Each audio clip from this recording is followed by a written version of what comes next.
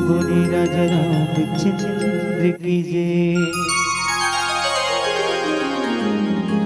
वरना मर्द संधाना रसा नाम छंद साम पे मंगला नाम चकर तारो वंदे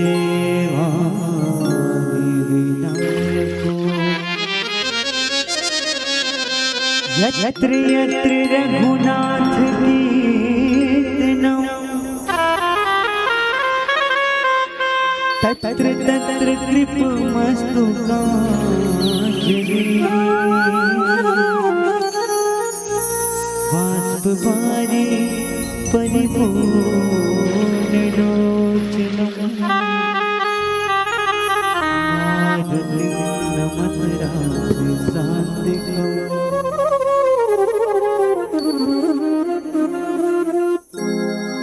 श्री राम जय राम मेरे राम जय राम। श्री राम जय राम मेरे राम जय राम। श्री राम जय राम मेरे राम जय राम। श्री राम जय राम मेरे राम जय राम। श्री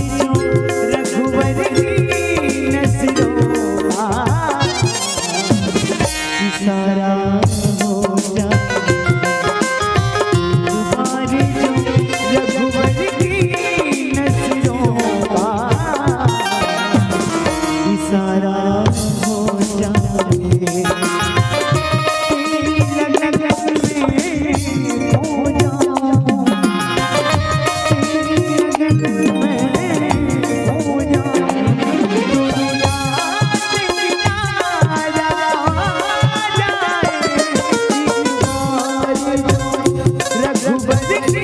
जय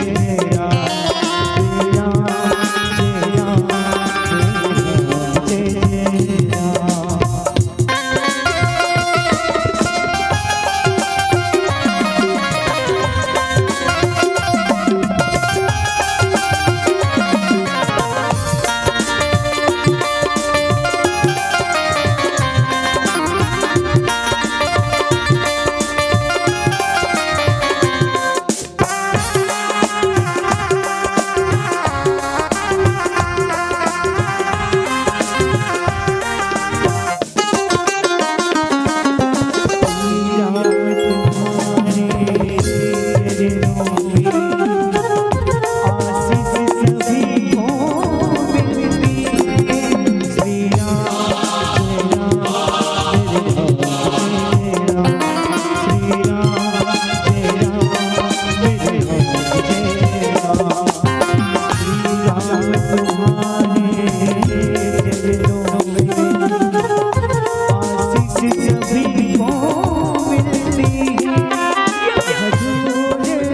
तुम्हारे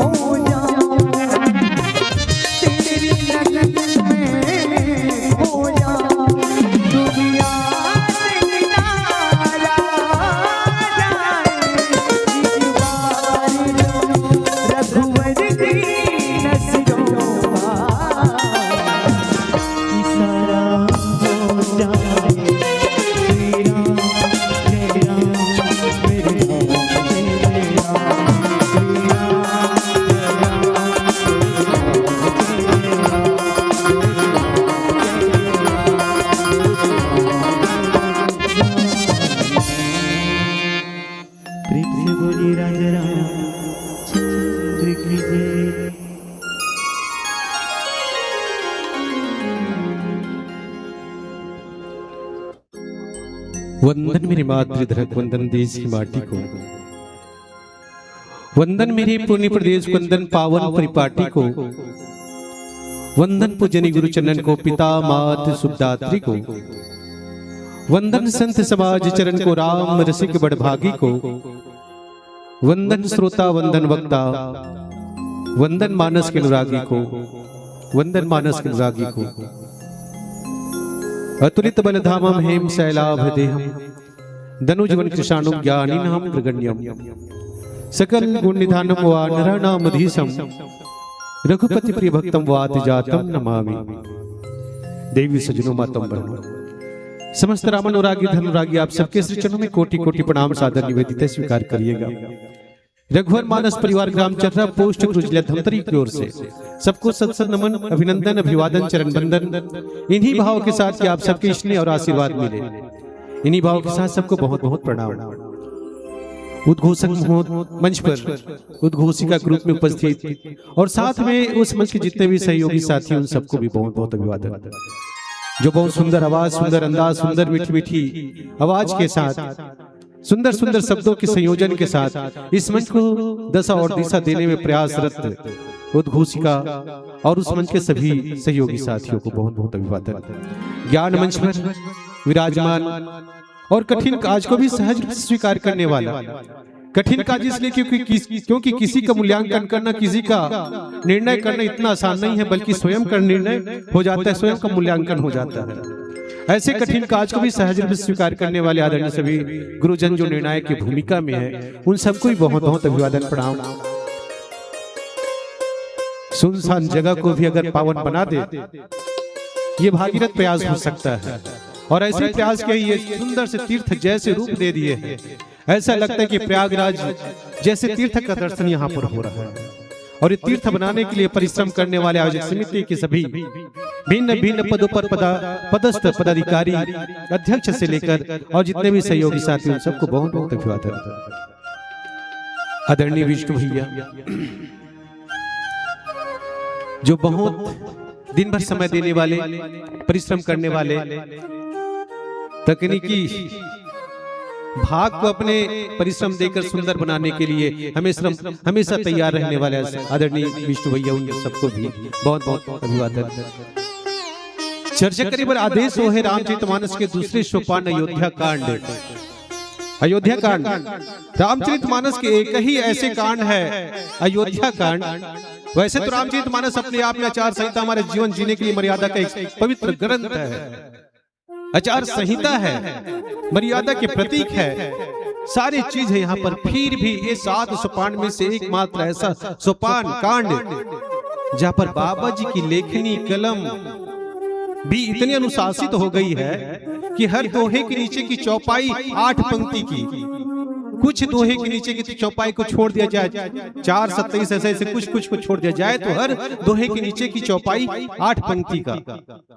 बाबा जी से किसी ने पूछा कि ऐसा कैसे हो गया बाबा, आपकी लेखनी इतनी कैसे अनुशासित हो गई कि हर दोहे के नीचे की चौपाई आपने 8 पंक्ति का की है। दूसरे और 2 कांड में देखा जाए तो चौपाई की संख्या भिन्न भिन्न है, 7 है, 14 है, 8 है, 10 है, भिन्न भिन्न है, लेकिन यहाँ पर इतनी अनुशासित कैसे हो गया। बाबा जी ने कहा, जिस कांड पर भरत जी महाराज जैसे भक्त विराजमान होते हो, जो हजारों नियम और व्रत को पालन करता हो और अनुशासन से बंधे हो, ऐसे भरत जी जिस कांड पर निवास करते हो, तो इस लेखनी की क्या औकात कि वो अनुशासन को तोड़ दे। जिस कांड पर राजा दशरथ निवास करते हो, जो राम के लिए प्राण त्याग दे, तो इस लेखनी की क्या औकात है कि वो नियम को तोड़ दे, अनुशासन को तोड़ दे। ये है अयोध्या कांड। और एकमात्र ऐसे कांड है जहां पर न एक श्रोता है न वक्ता है। 4 घाट आप सब हम सुनते हैं ना, रामचरितमानस में 4 वक्ता है, 4 श्रोता है, लेकिन इस कांड में एक भी श्रोता और वक्ता को स्थान नहीं दिया। किसी ने पूछा, बाबा जी क्यों? बोले कि जहां पर भरत जी निवास करे, भरत की भक्ति में, उसके प्रेम में कहीं पर किसी को शंका नहीं है, और शंका नहीं है तो प्रश्न नहीं है, प्रश्न नहीं तो पूछने वाला नहीं है, तो उत्तर देने वाले वक्ता की क्या जरूरत है, नहीं रखता। और इसी कांड में एक सुंदर से प्रसंग आता है। आपके हमारे जीवन के अंतिम भाग में जब हम सोचते हैं ना हे भगवान, ये जीवन और मृत्यु के बंधन से हमको मुक्त कर दे, मोक्ष दे दे, ऐसे कहते हैं। जब जवानी होती है तो हम धन के पीछे भागते हैं, जब जवानी जाती है तो धर्म के पीछे भागते हैं, और जब शरीर अथक हो जाता है तो गति मांगते हैं, महाराज सदगति कर दे कहते हैं। अब जब शरीर से प्राण निकलने वाला होता है, हजार दर्द सहते हैं, तब भगवान से कहते हैं महाराज जन्म और मृत्यु के बंधन से मुक्त कर दे, मोक्ष दे दे। ये चारों फल को हम अपने जीवन में अवस्था के अनुसार से मांगते हैं। अगर ये चारों चाहिए आपको, ये प्रसंग को सुनना पड़ेगा, ये प्रसंग को आपको अपने जीवन में उतारना पड़ेगा, चारों फल मिल जाएगा। अर्थ धर्म काम मोक्ष सब चीज यहीं पर मिलने वाला है। बाबा जी ने बहुत सुंदर से बात लिखी, दोहा क्रमांक 132 पर, चित्रकूट महिमा अमित कही महामुनि गाई, आई नहाए सरित वर्षीय समेत दो भाई। चित्रकूट की महिमा गा रहे हैं वाल्मीकि जी महाराज, किसके सामने? राम जी के सामने। राम जी के सामने चित्रकूट की महिमा गाते हुए कहते हैं, और जब उनके सारे महिमा को सुनाए तो सुनने के बाद राम जी और लक्ष्मण भैया साथ में माता जानकी स्नान करने के लिए गए हैं मंदाकिनी नदी। बस यही आपको करना है। अगर मैं कहूं कि आपको मंदाकिनी नदी जाना है, स्नान करना है, तो किसी के तन, किसी के मन, किसी के जीवन में ये संभव नहीं हो पाएगा। लेकिन कोई बात नहीं, आप वहां नहीं जा पाएंगे तो ये मंदाकिनी से कम भी नहीं है। इसी को स्नान कर लीजिए, वो सब फल मिल जाएगा जो इसमें स्नान करने के बाद मिलता है। इसलिए महिमा गाया गया है। महिमा गोसाई महाराज यहाँ पर गा रहे हैं चित्रकूट के, क्यों? हमारे लिए और किसी के नहीं। जब राम जी का वनवास हुआ ना, वनवास हुआ तो वनवास होने के बाद चित्रकूट पहुंचने वाले पहुंचने के बाद वाल्मीकि जी से पहले मुलाकात होती है। मुलाकात होने के बाद बोलते हैं कि महाराज मैं कहाँ निवास करूं? राम पूछते हैं वनवास के समय, मैं कहाँ निवास करूं? मुझको स्थान बताए जहां मैं निवास कर सकूं। अगर एक नजर में हम देखें तो भगवान कहां पर नहीं है। हरि व्यापक सर्वत्र समान, प्रेम के कोई प्रगट में जाना। आप हम सबको पता है कि राम कहां पर निवास नहीं, भगवान कहां पर निवास नहीं करते, हर एक जगह कण कण में है। बस प्रेम से प्रकट करने की जरूरत है। यही बात वाल्मीकि बोलते हैं महाराज, मैं पूछत रहो कहाँ, मैं पूछत सब कुछ आई। महाराज मैं पूछने मुझको संकोच हो रहा है कि मैं पूछूं आपको कहां पर आप निवास नहीं करते हो। आप मुझको पूछते हो कि मैं कहां रहूं। राम को कहते कि राम आप मुझको पूछते हो कि आप कहां पर रहोगे, मैं आपसे पूछते हुए मुझको संकोच होता है कि आप कहां पर नहीं है। यही बता दीजिए मुझको, फिर मैं वो स्थान बताऊंगा। देखो कितना सुंदर से दो भगवान और भक्त के बीच कितने सुंदर चर्चा होती है।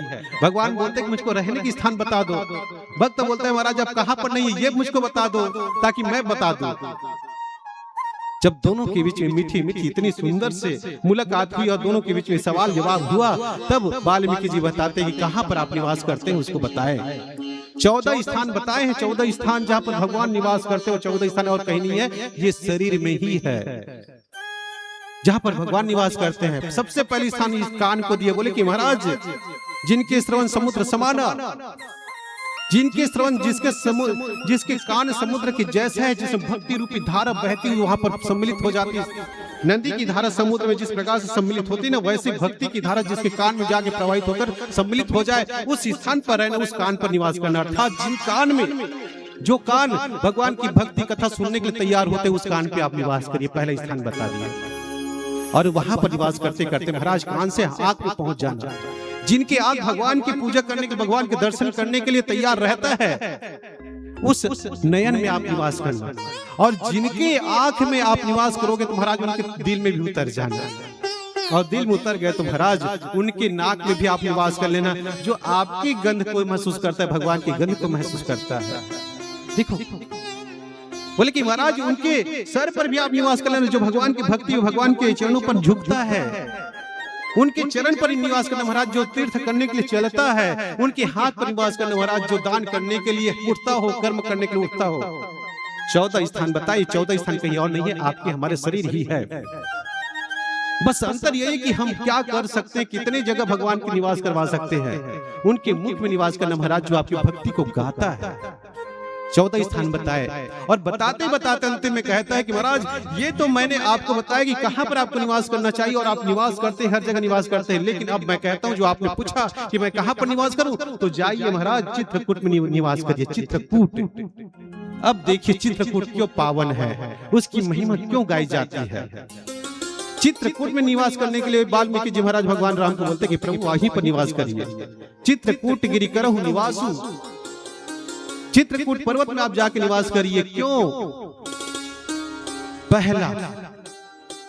पहला स्थान जहां पर ब्रह्मा विष्णु महेश जन्म लिए हैं, वहीं पर निवास करना, जहां भगवान निवास किए हैं। और आप हम सबको मालूम है कि ब्रह्मा विष्णु महेश जन्मा है, लेकिन यहाँ पर जन्म लिए हैं।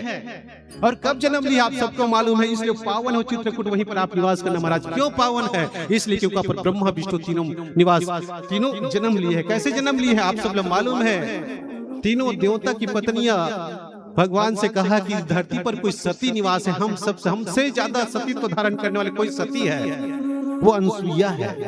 और अनसुईया की परीक्षा लेने के लिए जब ब्रह्मा विष्णु को कहा गया, तो तीनों साधु के वेश में माता अनसुईया के पास चले गए और बोलते कि माँ हमको भिक्षा चाहिए।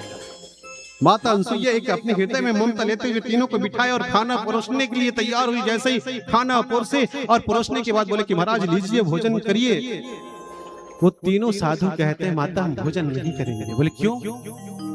बोले जब तक आप हमको आप अपने निर्वस्त्र होकर नहीं परोसेंगे तब तक हम भोजन नहीं करेंगे। हमारा नियम है। अपने सती के बल, सतीत्व के बल पर एक हाथ में कुछ जल लिए और तीनों को छिड़क दिए, तीनों को बालक बना दिए, बच्चे बना दिए, बालक बना के अपने गोद में ले लिए और बोले चलिए आप स्तन पान करिए, दूध पीजिए। तीनों देवता को एक सती, एक माता बेटा बनाए हैं, वो स्थान चित्रकूट है। इसलिए महिमा पवित्र है, इसलिए दर्शन करने की जरूरत है। और नहीं कर सकते तो कोई बात नहीं, सुन सकते हैं, गा सकते हैं। ये भी नहीं कर सकते तो मत करिए, भगवान की कथा को तो गा लीजिए। राम कथा मंदाकिनी, चित्रकूट चितचारु। चित्रकूट आपकी चित्रकूट जैसा है अगर आप भगवान की कथा को सुनते हैं, क्योंकि राम जी की कथा को मंदाकिनी कहा गया है। इसलिए एक बात तो ये कि माता अनुसुईया तीनों देवताओं को अपने बेटा बनाया। दूसरी बात अब देखिए, माता अनुसुईया कौन है? अनसुईया, अन मतलब नहीं, सुईया मतलब कपट, जहां पर कपट ना हो वो अनसुईया है। और चित्रकूट में कहा है कहीं पर भी कपट नहीं है, इसलिए चित्रकूट को चित कहा। आपके हमारे जीवन में, हमारे शरीर में भी चित्रकूट है। वो चित को ही चित्रकूट के जैसा माना गया है। तो ये चित है ना, जहाँ निर्मल माना जाता है, जहाँ पर कोई कपट नहीं होना चाहिए। अनुसुईया जैसे होना चाहिए। अनुसुईया कहाँ पर निवास करती है? चित्रकूट में निवास करती है। अनुसुईया मतलब निष्कपट, कपट नहीं होता। तो इस धरती पर, इस चित्रकूट पर अनुसुईया निवास करती है महाराज, इसलिए वहां पर आप निवास करिए।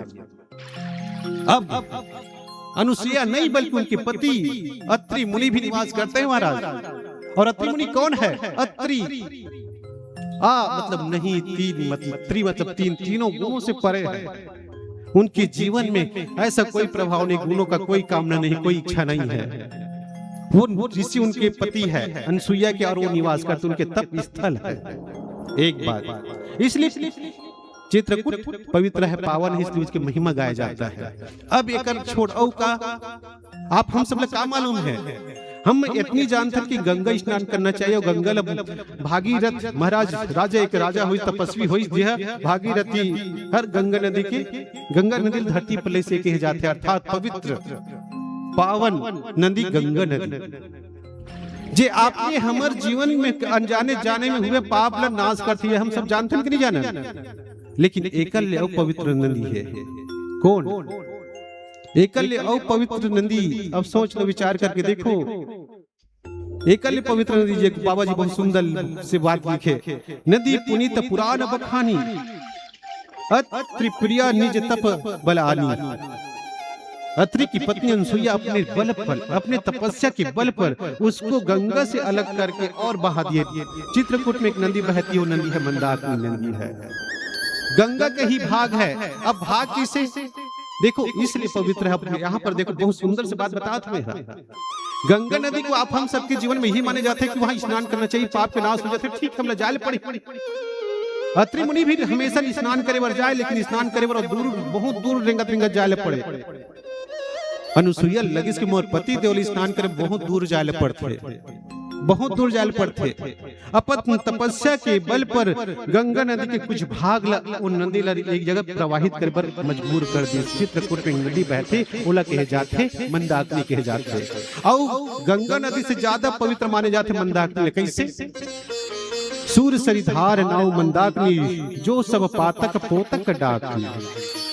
एक विशेषता का है गंगा नदी में स्नान करे पे हमारे जीवन में हुए पाप अनजाने अनजाने में वो नाश होते, लेकिन लेकिन लेकिन गंगा मंदाकिनी नदी में स्नान करे पर पाप तो नाश होते होते, लेकिन पाप के जितना नाती पोता जितना परिवार है वो भी नाश हो जाते। अब क्या चाहिए, पाप ला पूरा समूल नाश करे की जरूरत है। स्नान करूं गंगा नदी में तो पाप नाश हो ही, पाप भूल जही, लेकिन मंदाकिनी नदी में स्नान करे से का धुल जाते, पाप और पाप के जितना परिवार है नाती पोता सब है सब धुल जाते। ये पवित्र माने गए हैं। और भी चित्रकूट में बैठे, अभी चित्रकूट में कौन लाहे बोला, अनुसुईया लाहे अपन तपस्या के बल पर, इसलिए चित्रकूट पवित्र है, पावन है, निवास करना चाहिए। एक अलावा और बहुत सारे बात है, चर्चा कर एक सुंदर भजन पश्चात।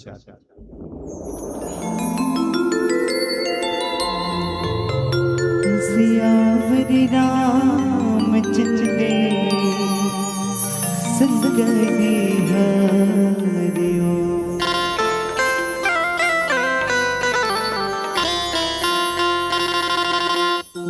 भाव भजन मन मिला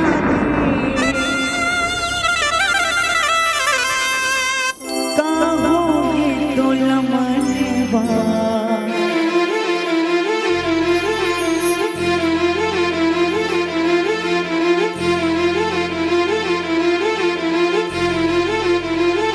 लगन हरि भक्ति में,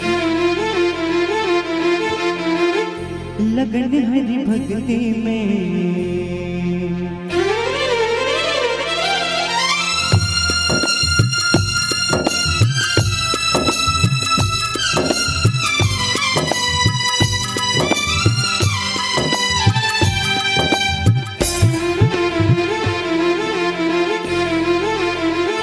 लगन हरि भक्ति में, लगन हरि भक्ति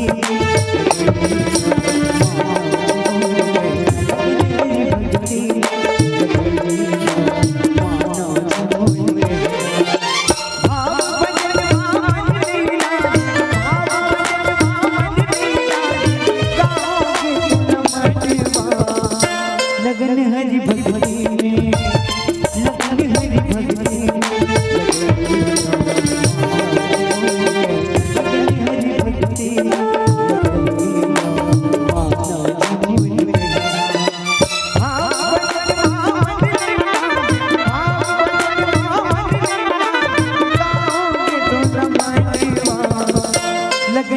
भक्ति में,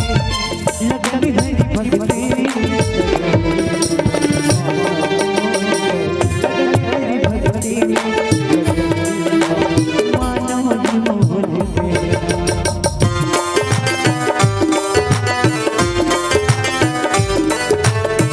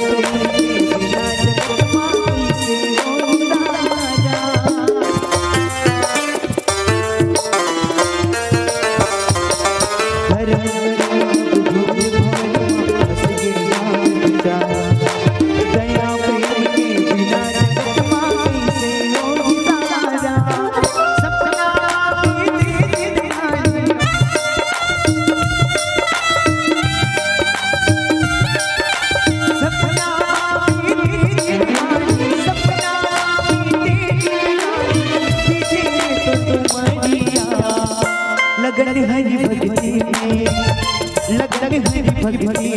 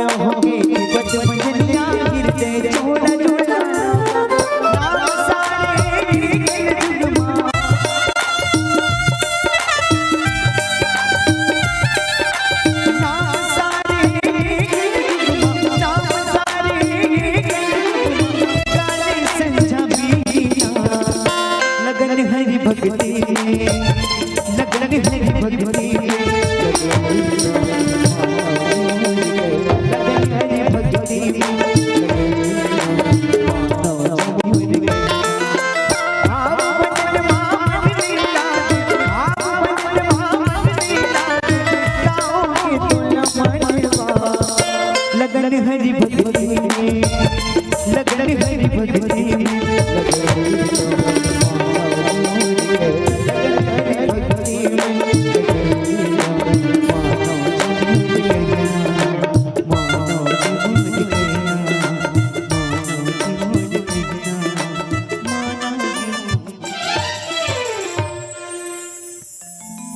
सियावरी चंद्र की जय।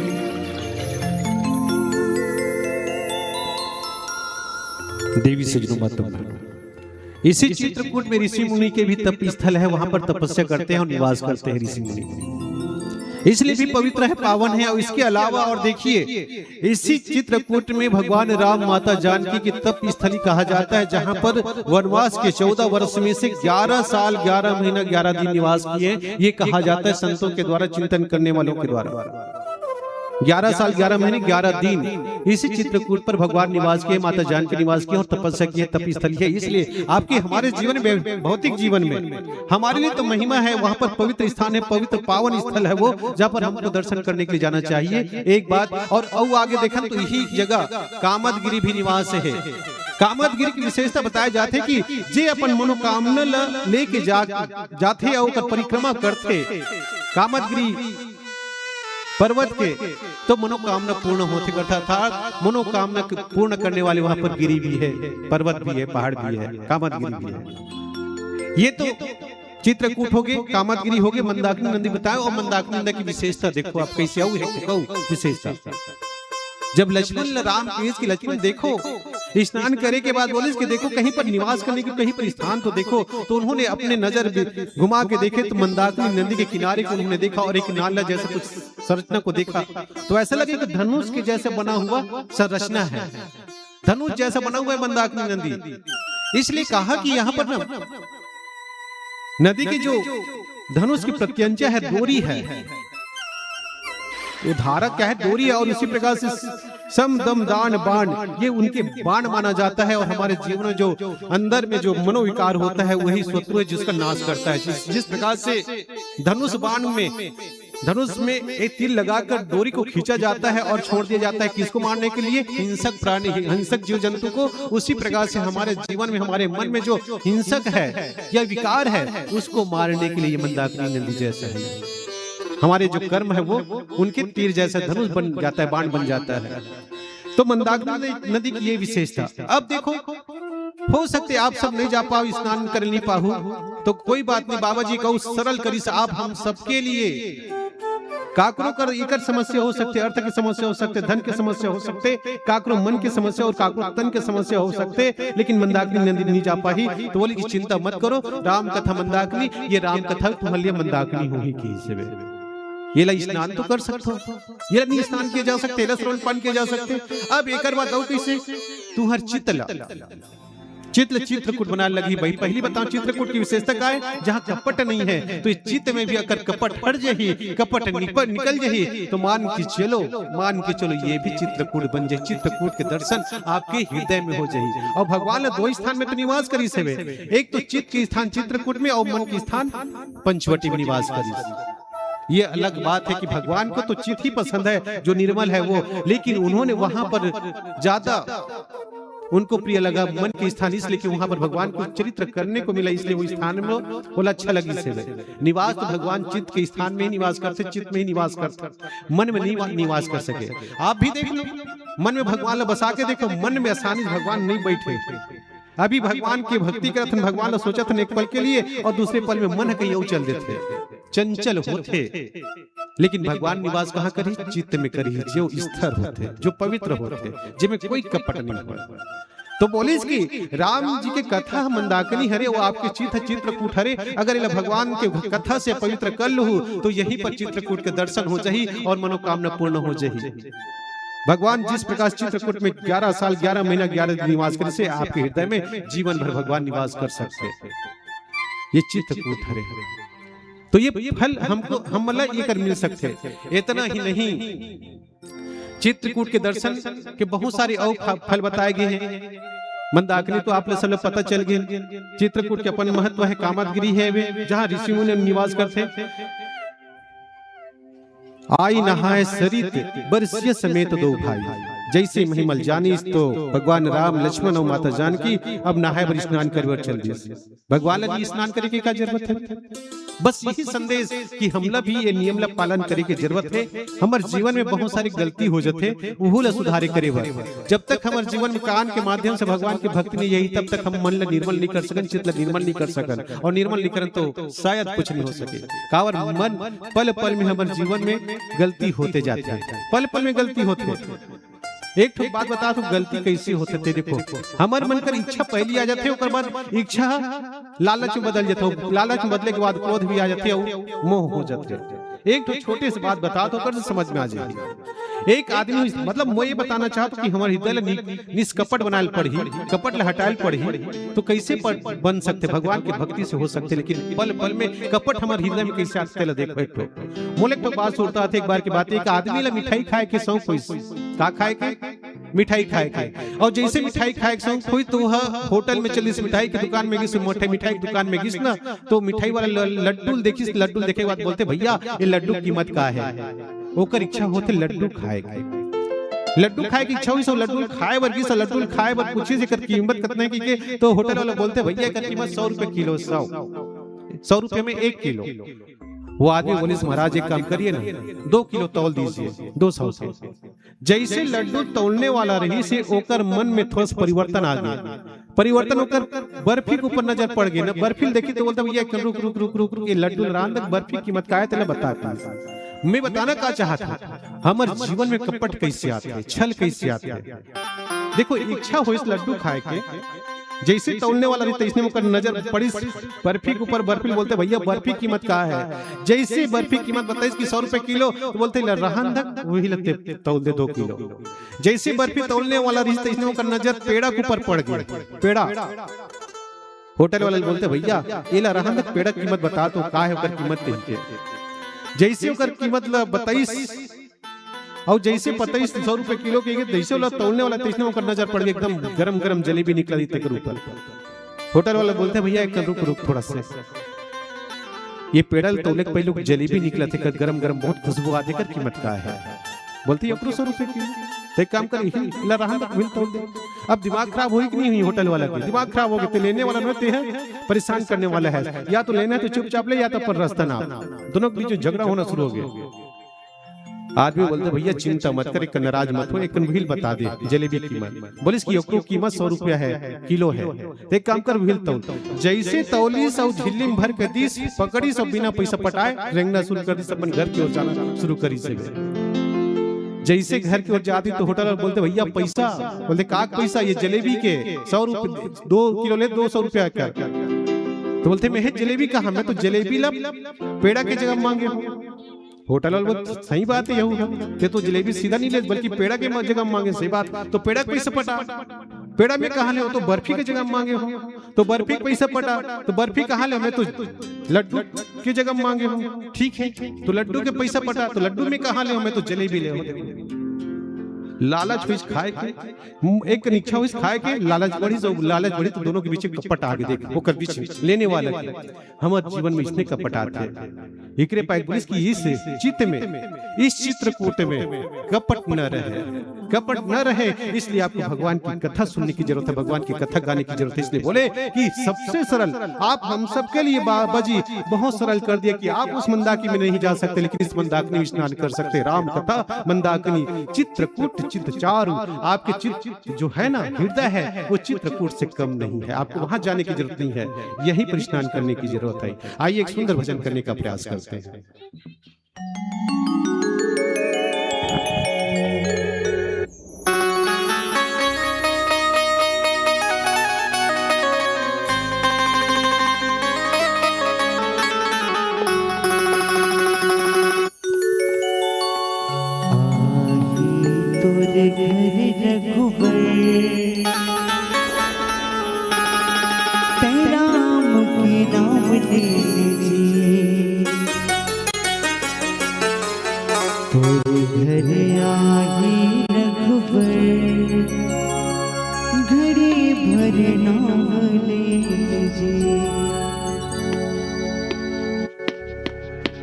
सारे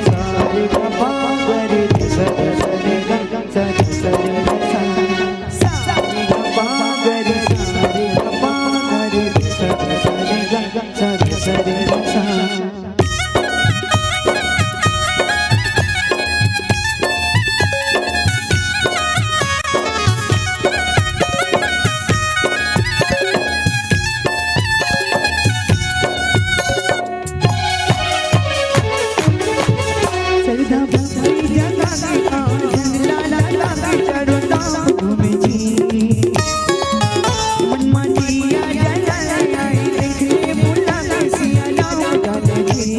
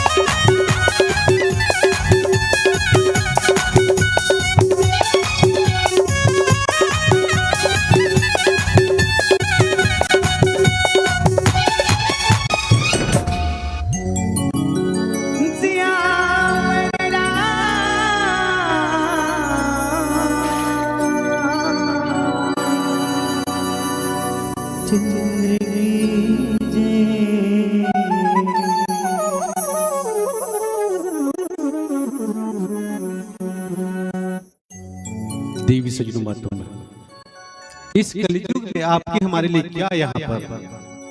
बाबा जी बहुत सुंदर से बात लिखी थी, सकल कलुष कलिसाज उन्नाना। इस कलयुग में ना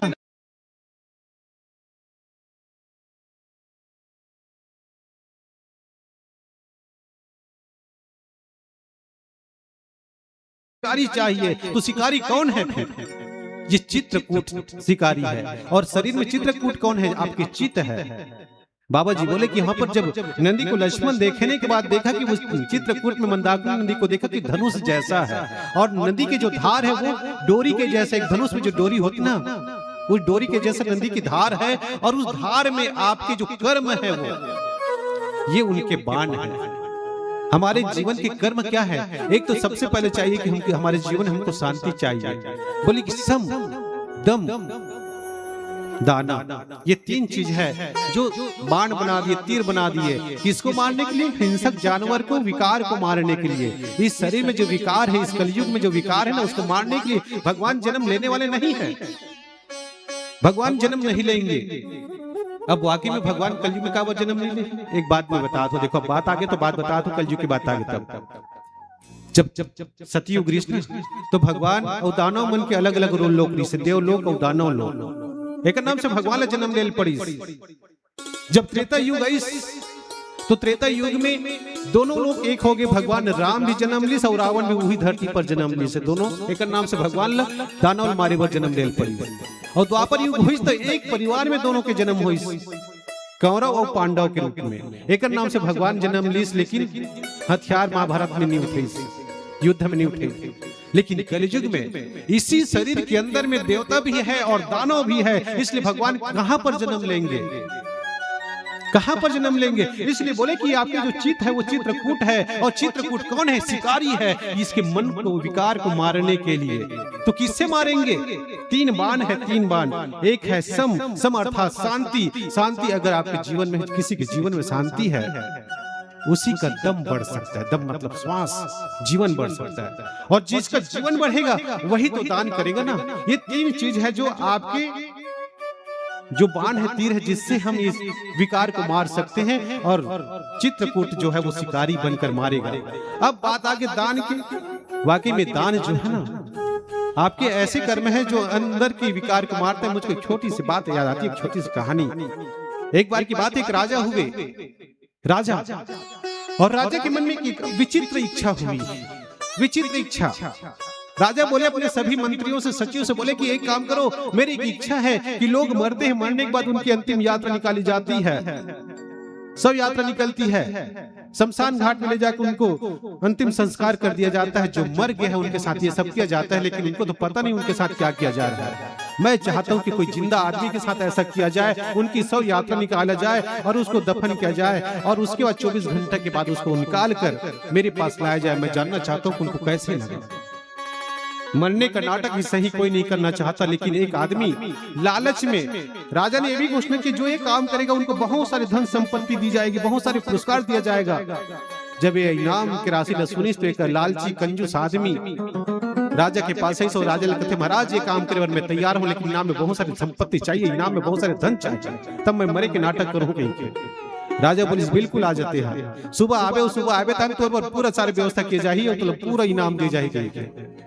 अगले सुबह वो आदमी, लालच कंजूस आदमी, धनवान आदमी राजा के पास मरे के नाटक करे बार आगे अर्थी सजाएगी, रीसों में लेटाएगी, कफन उड़ाई, कफन उड़ाए के बाद 4 आदमी उठाई कंधा में राम नाम सत्य है कहते हुए पूरा गली गली गांव गांव घुमाएगी। जब यात्रा निकलती सब यात्रा, एक साधु आई, सब साधु आए के बाद बोलते महाराज आप जीवन भर तो धन के पीछे भागे, अब तो कुछ कर्म कर लो, अब तो मरने के नाटक सही मर ही तो गए हो, कुछ कर्म कर लो, कुछ तो दान कर लो। ध्यान नहीं दी, यात्रा फिर आगे निकली, फिर बोलते महाराज अब तो कुछ दान कर लो, ध्यान नहीं दी। सही से कहत शमशान घाट पहुंच गए सब यात्रा। जैसे शमशान घाट पहुंची, अर्थ ने नीचे रखेगी, नीचे रखने के बाद गड्ढा खोदेगी, सब गड्ढा खोदे के बाद जैसे दफन करने वाला रहता, इसने में एक बार फिर साधु बोले महाराज अब तो करो, अब तो कुछ दान कर दो। जब बार बार दान करे कृष्ण तो परेशान हो गए, एकदम छिलका, बादाम की छिलका पकड़े पड़री से एक मुट्ठी उठाई, बोले जाओ इसमें तुमको दान करता हूँ। दान कर दी, बादाम के छिलका ला। जैसे बादाम के छिलका दान करी, साधु अपन घर चल दी। अर्थी में जो शमशान घाट में सब यात्रा मारा, इसे गड्ढा खोदे के बाद आगे में दफन कर दी, ऊपर से मिट्टी ढक दी, एक छिद्र बना दी, छेदा हवा आ जाए।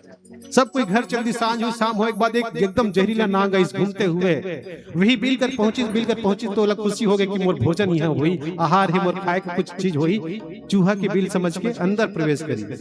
जैसे अंदर प्रवेश करी तो आदमी एकदम पसीना पसीना हो गए। हे भगवान मैं तभी मरे के नाटक करते हो, लेकिन सामने मौत दिखा थे, अब तो नहीं बचने वाला हूँ।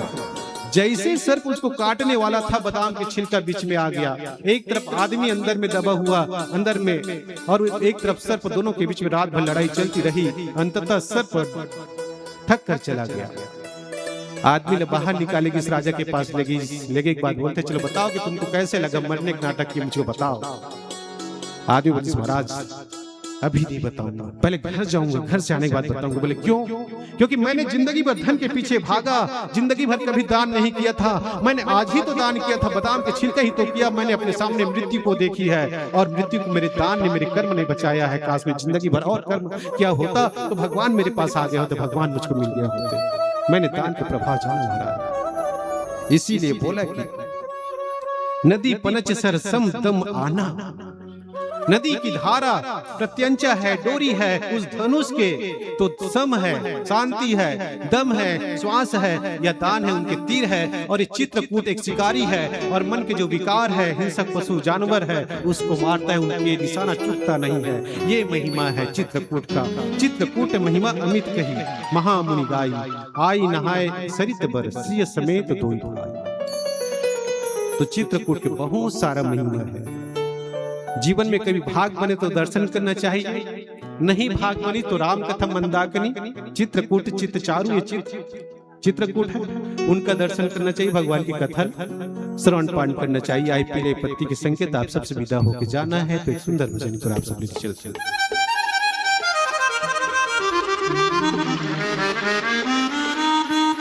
अच्छा, खाटू श्याम जी ला कौन कौन जानते हैं? एक बार हाथ उठा दो।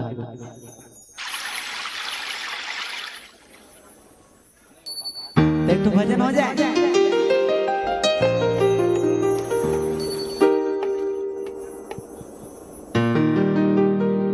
अंधेरों की नगरी से कैसे मैं पार जाऊं, शाम अब ले आ जा, हौसला न जाऊं,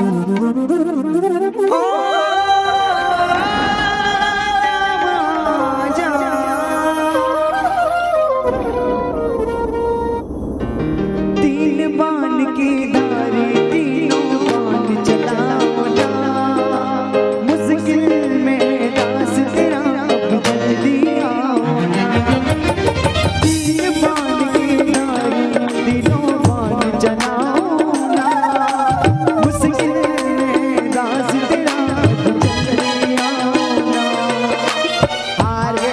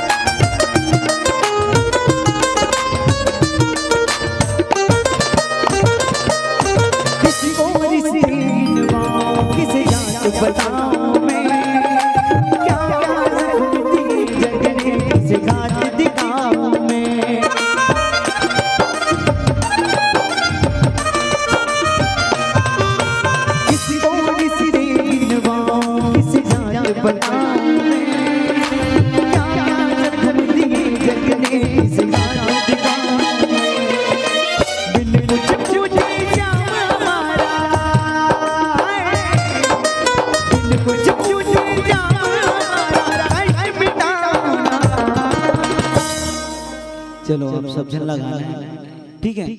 गाओ ना, जम से गाओ ना, ऐसे चल। तीन बान की धारी तीनों बान चलाओ ना, मुश्किल में दास तेरा अब जल्दी आओ ना।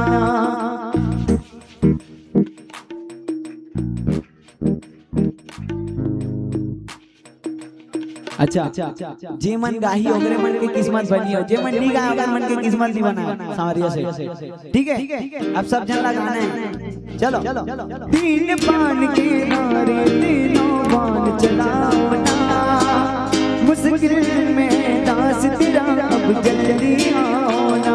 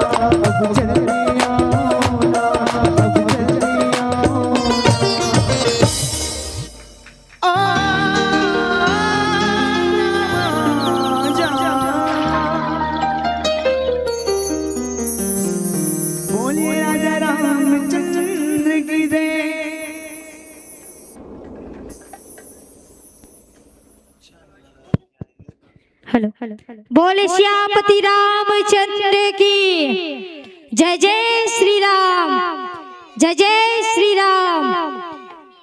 चलो संध्याकालीन भारती की तैयारी करने हैं। आप जम्मू जन से निवेदन कि आप मन अपन स्थान में खड़े हो जाओ। निवेदन सब जन से खड़े हो जाओ।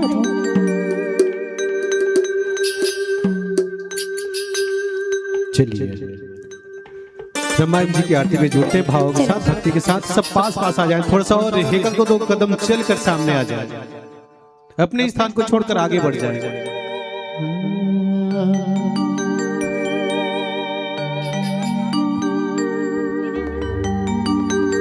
दिया न जला के हो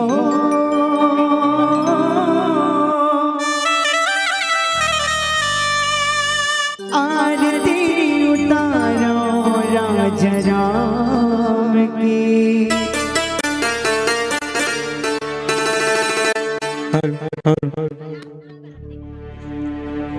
बोल राजा रामचंद्र भगवान की जय। वाल्मीम देव समस्त मोहल्ला वासी नगरवासी बेमे तरला सादर आमंत्रित करत हन संध्याकालीन मेला में श्री राघवेंद्र सरकार बेसदेव श्री राघवेंद्र सरकार के महाआरती होना है। ब्रह्मदेव नवधा सेवा सत्संग समिति के द्वारा आयोजन में संध्याकालीन मेला में बड़ा सुंदर उपहार रखे गए हैं। आरती थाल सजाओ प्रतियोगिता, तो अधिक से अधिक आप में भाग लेकर के अपन अपन घर से आरती के थाली सजा करके लाओ और सुंदर सुंदर प्रतिदिन नगद नोट के रूप में इनाम पाओ। प्रमुख यजमान पवित्र हो जाए। ओम अपवित्र पवित्रो वा सर्वावसम विदेशुंडलीकाक्षं सविव्यांध्रः शुचि मुखाचमनं मधवाय नमो केशवाय नमो श्रीमन्नारायणाय नमो नमः। हस्तो प्रचालम करिष्यो मातमनाम पुंडरीकाक्षः। पुनः तु अक्षत पुष्प लेकर के एक मंत्र में सुंदर भगवान राघवेंद्र सरकार के हनुमान जी महाराज के सुंदर ध्यान करें। ओम भूर्भुवः स्वः आपदां हरदाराम दाताराम सर्व संपदां लोकाभिरामं श्री रामं भूयो भूयो नमाम्यहं। राम रामेति रामेति रमे रामे मनोरमे सहस्रनाम ततुल्यं राम नाम वरानने प्रणमो पवन कुमार कल्पन भाव ज्ञान घनजा सूर्य गर्भ श्री राम सर चाप धर लाल दे लाली लसे अरधर लाल लंगुर मद्र देह दानो दलन। जय जय जय कपि सूर बोल श्यामति रामचंद्र की। प्रेम से हनुमान जी महाराज की। आरती के थाल में फूल पान और चंदन है। आरती के थाल में फूल पान और चंदन है। जब मो आए मोर राम भक्त मन के सत सत अभिनंदन है, सत सत अभिनंदन है। मंचस्थ मानस परिवार के सुमधुर आवाज संगीत के साथ में आओ आरत होकर के राघवेंद्र सरकार हम सब मिलकर के पुकार लगा बोलो राजा रामचंद्र की। सुंदर शुभारंभ करें। दिया न जला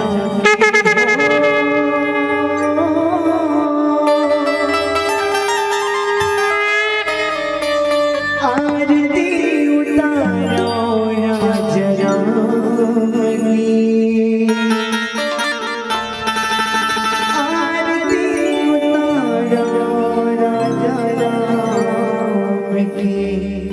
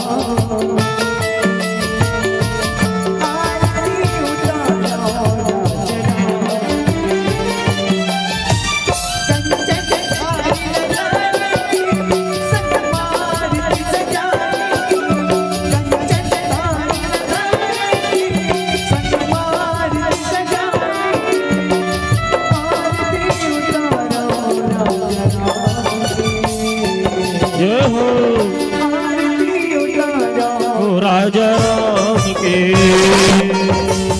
क्या बात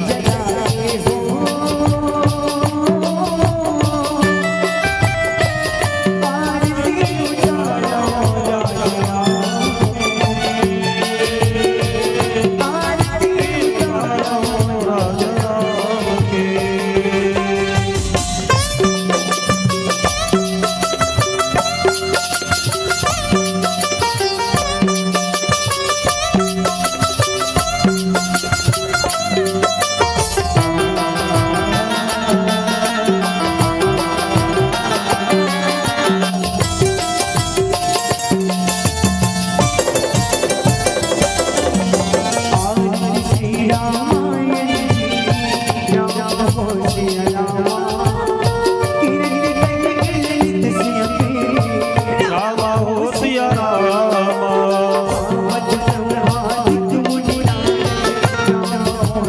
रामा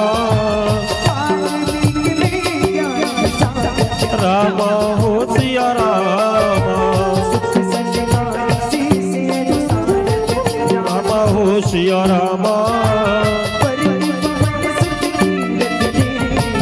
रामा हो सिया रामा रामा हो सिया रामा रामा हो सिया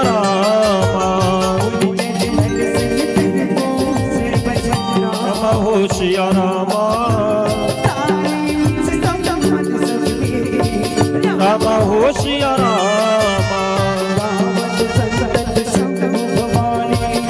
रामा हो सिया रामा रामा हो सिया रामा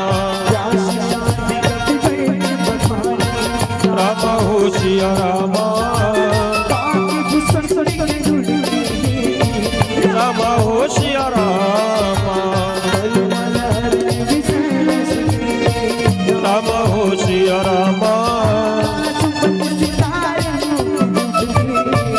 रामा हो सिया रामा रामा हो सिया रामा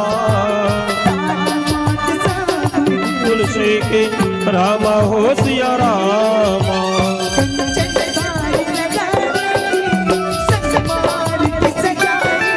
जय हो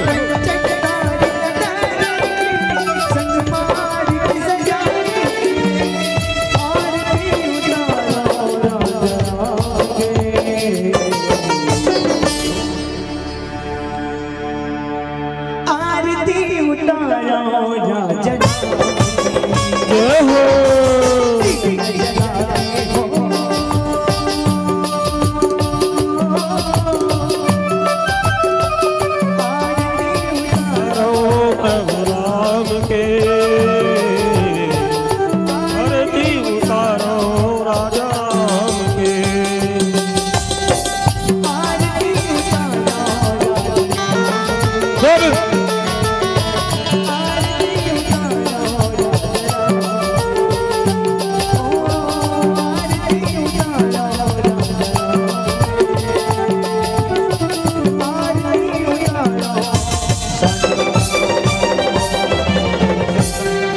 कर्पूर गौरम करुणावतारम संसार सारम भुजगेन्द्रहारम सदा वसंतम मंदारमाला कुलितालकाय कपालमाला चित्तकराय दिव्यंबराय च दिगंबराय नमः शिवाय च नमः शिवाय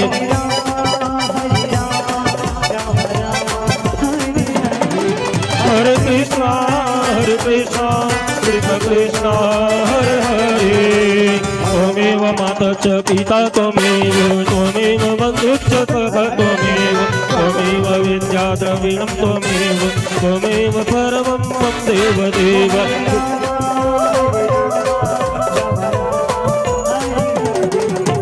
कृष्ण हरे कृष्ण हरे हरे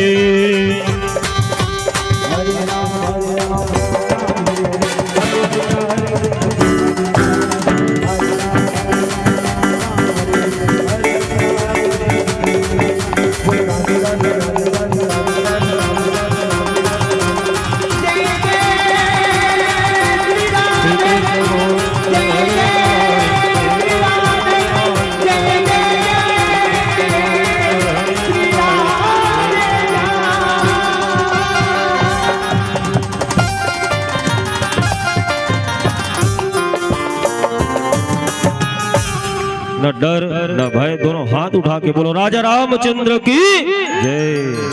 परिक्रमा करें सभी अपने अपने स्थान में, आरती के आचमन करें। ओम यानि कानि च पापानि जन्मान्तरे कृतानि च तानि सर्वाणि नश्यन्तु प्रदीक्षिणां पदे पदे। दीन दयाल विरदु संभारे हरो नाथ मम संकट भारे। जा पर कृपा करो तुम देव, ता पर कृपा करे सब देव। जय जय जय गुरुदेव दयालु, कृपा दाश्वर करो कृपालु। ओम गुरु ब्रह्मा गुरु विष्णु गुरु देवो महेश्वर, गुरु साक्षात् परब्रह्म तस्मै श्री गुरुवे नमः। आरार्तिक्यं समर्पयामि दृश्यामि श्री गौरी गणपति आवाहित नवग्रह मंडल देवता प्रधान गुरु लक्ष्मी नारायण सर्वतोभद्र मंडल देवता श्री सीताराम चरण कमलेभ्यो नमः। ओम हम हनुमते नमः। ग्राम नगर देवताभ्यो नमः। सर्वेभ्यो देवेभ्यो नमो नमः। आरार्तिक्यं समर्पयामि दृश्यामि। बोलो राजा रामचंद्र भगवान की, वीर बजरंग बली की। आरती के बाद जलाचमन करें 3 बार। सभी भक्तों में आरती के दर्शन करावें। आयु विद्या यशोबलम। आरती दर्शन मात्र से आयु विद्या यश और बल की प्राप्ति होते हैं। नित्य आरती दर्शन करना चाहिए। थाल सजाओ प्रतियोगिता के लिए अपन अपन थाली सामने रख देना। कल से बड़े भव्य रूप में आरती के थाली सजा करके लेना। प्रमुख यजमान राजेंद्र मामा जी आपसे आग्रह की तरफ भगवान के श्री चरण कमल में नैवेद्य निवेदन करें। हे आवाहित देवी देवता, अखिल ब्रह्मांड के नायक मर्यादा पुरुषोत्तम राघवेंद्र सरकार, श्री राम दरबार हनुमान जी लला, भक्ति से भाव से आप हमारे नैवेद्य प्रसाद निवेदन पूर्वक स्वीकार करें। ओम नाभ्यास से भूमि दिशा धलोकान कल्पयन् शर्करा कणकद्यानि ददे चरिकृतानि च आरम्भजं भोज्यं च नैवेद्यं निवेदयामि। नैवेद्यं प्रतिगृहीतां त्वदीयं वस्तु गोविंद तुभ्यमेव समर्पित गृहाण संभवत्वा प्रसीद परमेश्वर। नैवेद्यं निवेदयामि। पाऊ पाऊ पवन सुतराम प्रसादी पाऊ। उत्तर दक्षिण पूरब पश्चिम चारु दिशा से आओ। खट्टे मीठे रूखे सूखे रुचि रुचि भोग लगाओ। जल से आचमन करो फिर ताली बजाओ। बोल भक्त और भगवान की। सभी हाथ जोड़ लें। प्रमुख यजमान हाथ में अक्षत और पुष्प रखे। मंत्र पुष्पांजलि। मेरे साथ में सुंदर आप सभी लोग मेरे वाक्य को दोहराते जावें। बोलो सियापति रामचंद्र की। हे आवाहित देवी देवता, अखिल ब्रह्मांड के नायक श्री राघवेंद्र सरकार, हनुमान जी महाराज, इष्ट देवता, कुल देवता, ग्राम नगर देवता, हमारे पितृ देवता, आप सभी हमारे इस पुण्य से, धर्म से, सत्संग से, कीर्तन से, भक्ति से, कथा श्रवण से प्रसन्न हो जाए और हम सभी के इस जीवन काल में कोई भी संकट हो, ग्रह पीड़ा हो, आदि व्याधि रोग शत्रु सबको दूर करें, हम सबके मनोकामना पूर्ण करें। हम सब आपके शरण में हैं। हे दयालु, हम पर दया करो। हे कृपालु, हम पर कृपा करो। हम सब आपके हैं, अब आप हमारे हो जाओ, हमारे हो जाओ। हम अकिंचन हैं, अबोध हैं, अज्ञानी हैं, लेकिन हे प्रभु आपके संतान हैं, इसलिए आप हमारे मनोरथ को शीघ्र से शीघ्र पूर्ण करें, क्षमा याचना करें। ओम मंत्रहीनम क्रियाहीनम भक्तिहीनम जनार्दनम यद्पूजितं मया देव परिपूर्णं तदस्तु मे आवाहनं न जानामि विसर्जनं पूजां च न जानामि। क्षम्यतां परमेश्वर, क्षम्यतां परमेश्वरी। पापोऽहं पापकर्मः पापात्मा पापसंभव। त्राहि मां सीतानाथं जगन्नाथं विश्वनाथं रमनाथं सर्वपापकष्टहरो भव। अपराधशस्त्राणि क्रियन्ते हरनिशं मया दास्यति मत्वा क्षमस्व परमेश्वरः, क्षमस्व परमेश्वरी। या देवी सर्वभूतेषु क्षमारूपेण संस्थिता। नमस्तस्यै नमस्तस्यै नमस्तस्यै नमो नमः। सर्वमंगलमांगल्ये शिवे सर्वार्धसाधिके शरण्ये त्र्यंबके गौरी नारायणी नमोस्तुते। श्री राममय सब जग जानी करो प्रणाम। जोरी जुगपाणी हरे ओम। एकदंताय च विद्महे वक्रतुंडाय च धीमहि तन्नो दन्ते प्रचोदयात्। हरे ओम। तत्पुरुषाय च विद्महे महादेवाय च धीमहि तन्नो प्रचोदयात्। हरे ओम। कन्याकुमारी च विद्महे कात्यायनी च धीमहि तन्नो श्रीदुर्गे प्रचोदयात्। हरि ओम। कौसल्यानंदनाय च विद्महे दशरथपुत्राय च धीमहि तन्नो सीतापतये प्रचोदयात्। हरि ओम। नारायणाय च विद्महे जगत्पतये च धीमहि तन्नो विष्णु प्रचोदयात्। हरि ओम। अंजनानंदाय च विद्महे वायुपुत्राय च धीमहि तन्नो श्री हनुमत् प्रचोदयात्। ओम यज्ञेन चन्द्रदेवानि धर्माणि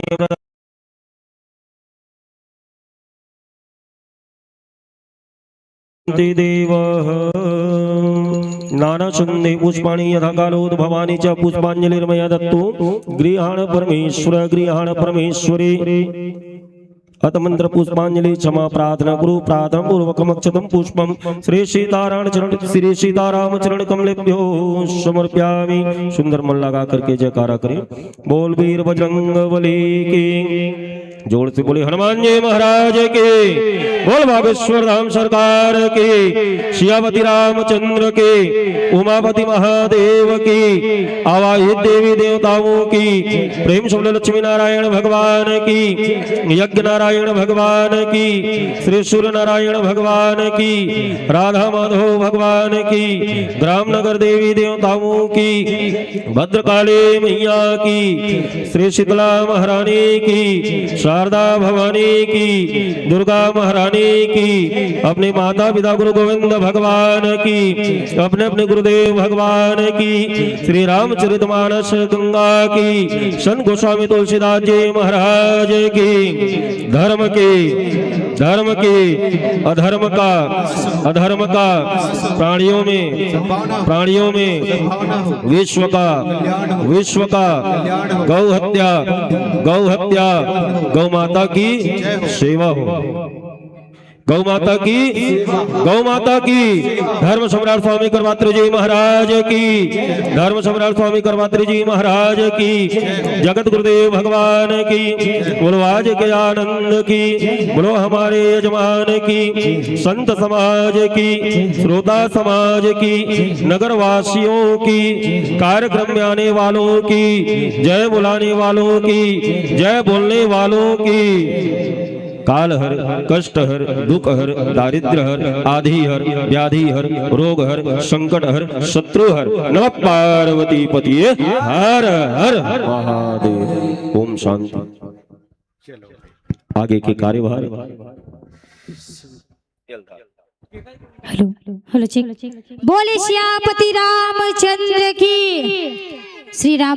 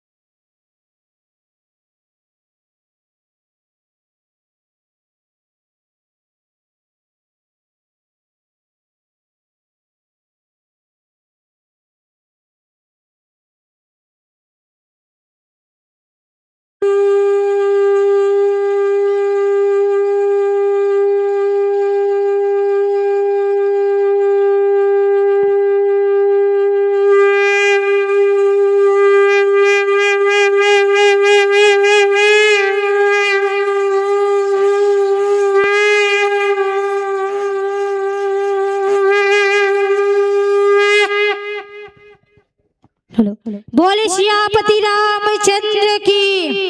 चलो बहुत ही सुंदर गीत संगीत भजन के साथ संगे संग बहुत ही सुंदर कथा के रसपान करत रहे। रघुवर मानस परिवार ग्राम चर्रा पोस्ट कुरुद जिला धमतरी छत्तीसगढ़। आप मन बहुत ही सुंदर कथा प्रसंग के साथ हमारा जोड़े के सुंदर प्रयास करो। आवो आप मन के सुंदर विदाई पर हम बुलाना चाहबो आदरणीय श्री संतोष रजक जी, आदरणीय श्री रवि वर्मा जी। आप दोनों झले निवेदन कि आप मन मंच तक आहू। आदरणीय श्री संतोष रजक जी, आदरणीय श्री रवि वर्मा जी, आप दोनों झले निवेदन आप मन मानस मंच तक आए के प्रयास करहु। और हमारे बीच बैठे रघुवर मानस परिवार ग्राम चर्रा कुरुद धमतरी के साथी गणमन के संत गणमन के सुंदर मस्तक भाल चंदन मंडल गुलाल लगा के जेन भाव के साथ मंच में आसन ग्रहण करें। वही भाव के साथ और आप जम्मो जन के जोरदार ताली के साथ मंच ले ससम्मान सादर विदाई देवो। आवो आपके नाम कुछ पुष्प राशि मिले हवे जिन आदरणीय श्री विष्णु साहू पीवर भट्टा के तरफ से आपके मंडली ला 200 रुपए के सम्मान राशि मिले हैं। आप लोग बहुत बहुत धन्यवाद आभार। अब एक बार पुनः जोरदार ताली के साथ एक डहर विदाई करबो तो दूसर डहर अगुवाई करे बढ़ जाबो। अपन अपन तैयारी बनावत चलहु। जय मां कारी पाठ मानस मंडली सिवनी आपसे निवेदन कि आप मन अपन पूर्ण तैयारी के साथ मानस मंच में अपन उपस्थिति प्रदान करहु। जय मां कारी पाठ मानस मंडली सिवनी अभनपुर जिला रायपुर छत्तीसगढ़। अब तो पुनः एक बार जोरदार ताली के साथ आप मलय मंचले ससम्मान सादर सादर विदाई यही कहा कि मैं रहो या मत रहो मर पता रह जाही। मैं रहो या मत रहो मर पता रह जाही। साख में यदि एक भी पत्ता हरा रह जाही। बोवत हो कुछ बीज यहाँ संवेदना और प्रेम के कि बोवत हो कुछ बीज यहाँ संवेदना और प्रेम के। खुशबू के एक अनोखा सिलसिला रह जाही। खुशबू के एक अनोखा सिलसिला रह जाही। यही सुंदर भाव के संग मानस मंचले आप सृजन ला सादर सादर विदाई। एक तरफ विदाई तो दूसर तरफ अगुवाई करे बढ़ जाबो। जय मां कारी पाठ मानस मंडली